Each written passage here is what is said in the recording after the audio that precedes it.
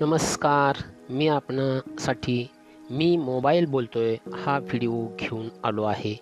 बंधूंनो आणि भगिनींनो, आपल्या सर्वांना लहानशा, छोट्याशा, प्राणप्रिय, तुमच्या हृदयाचा तुकडाच असणाऱ्या पण तुम्हाला स्लो पॉइझन देऊन तुमच्या कुटुंबात विष पेरणाऱ्या मोबाईलचा शिरसाष्टांग नमस्कार.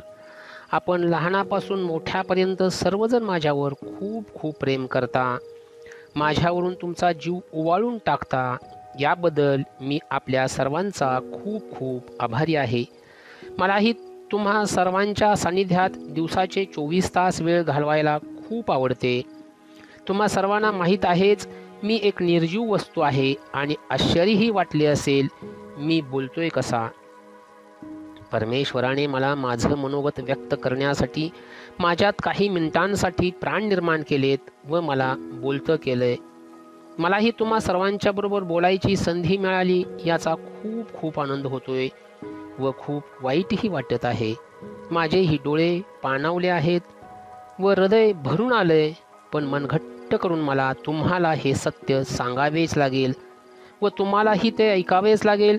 माझी एक बाजू सूर्याप्रमाणे प्रकाशमान, कल्पवृक्षाप्रमाणे हवे ते देण्याचा प्रयत्न करणारी व दुसरी बाजू तुम्हाला एका चक्रव्यूहात अडकून तुमचं जीवन उद्ध्वस्त करणारी आहे.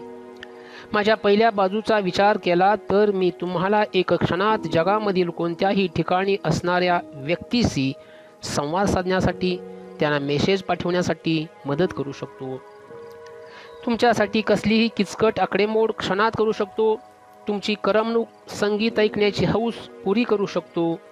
तुमची जगामधील सर्व प्रेक्षणीय स्थळे घरबसल्या पाहण्याची ही हौस पुरी करू शकतो. तुम्हाला व्यावसायिक, औद्योगिक, सामाजिक, राजकीय, वैद्यकीय, शैक्षणिक, आध्यात्मिक बाबींचं ज्ञान पुरवू शकतो. घरात बसून तुमचे बरेचसे आर्थिक व्यवहार पूर्ण करू शकतो.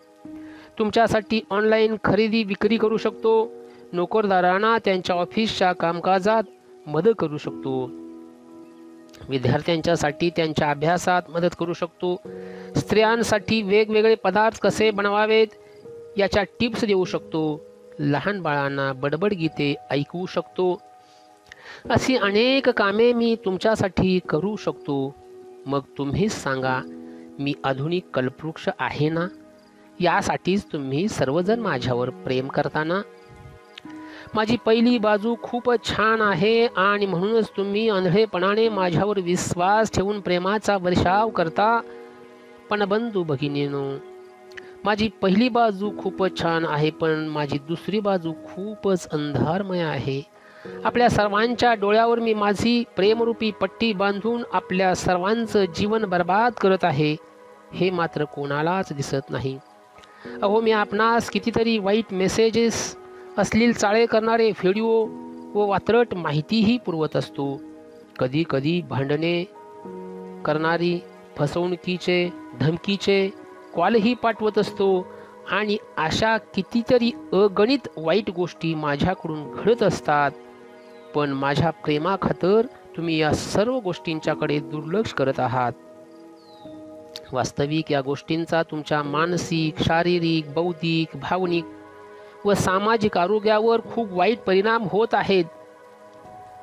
मी भावनाशून्य असल्यामुळे मला हे सर्व करत असताना कसलाच फरक पडत नाही. प्रत्यक्ष व अप्रत्यक्षपणे या सर्व गोष्टींचा तुमच्या कौटुंबिक जीवनावर फार मोठा परिणाम होत असतो. हे विज्ञानानेही सिद्ध केले आहे. बघा ना, तुम्ही स्वतः व कुटुंबामधील सर्व सदस्यांनी मिळून तुझं कौटुंबिक जीवन उद्ध्वस्त करायला सुरुवात केली आहात. माझ्यामुळे तुमच्या कुटुंबामधील सर्व सदस्यांमधील घट्ट असणारी नाती हळूहळू दुरावत चालली आहेत.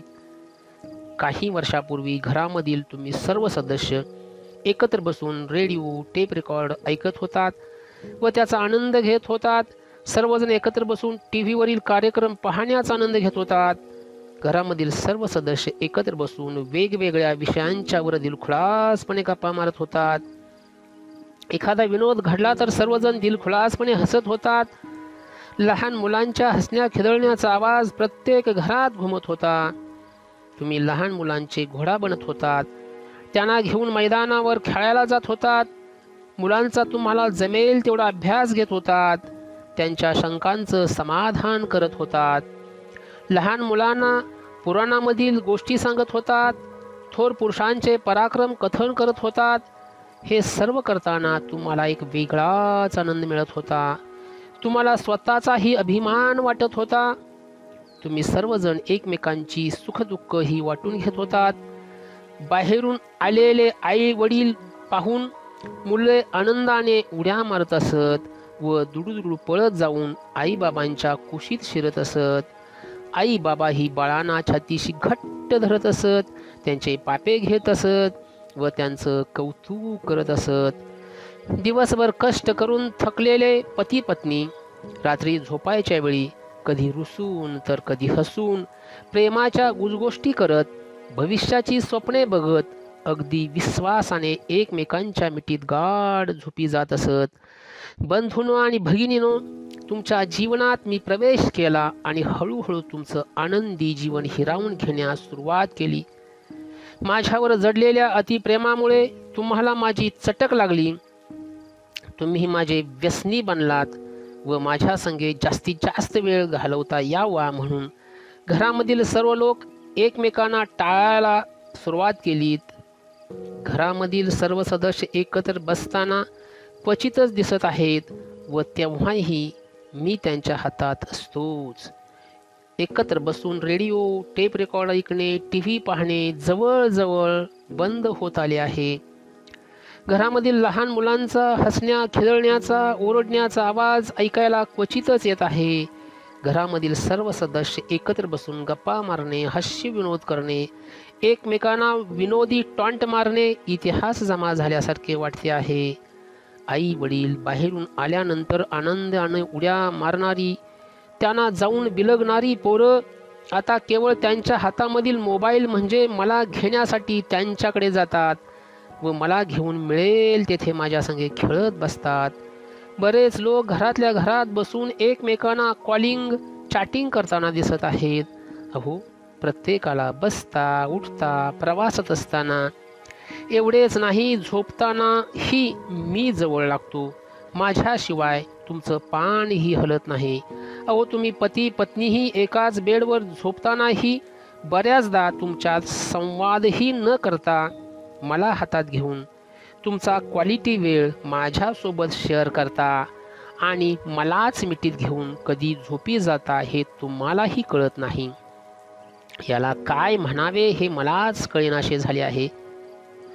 एक मात्र खरं आहे, मी तुमच्या पोटच्या कोळ्यांना, तुमच्या गोंडस बाळांना, तुमच्या हृदयाच्या तुकड्यांना हळूहळू तुमच्यापासून दूर करतोय आणि तुम्हा पती पत्नीतही लुडबुड करून तुमच्यामधील वातावरण दूषित करत आहे.